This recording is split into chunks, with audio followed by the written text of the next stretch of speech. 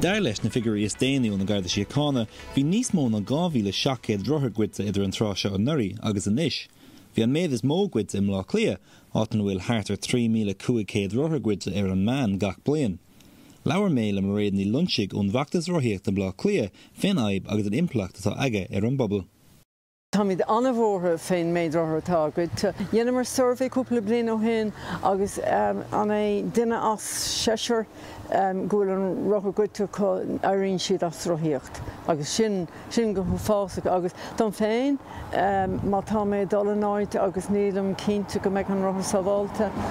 Ní bhacham leis an rothar taim sa glúisteán nar an mus. An cóirla thuair go duine ó ná go gcathaigh siad an rothar a chur fé glas a gcónaí.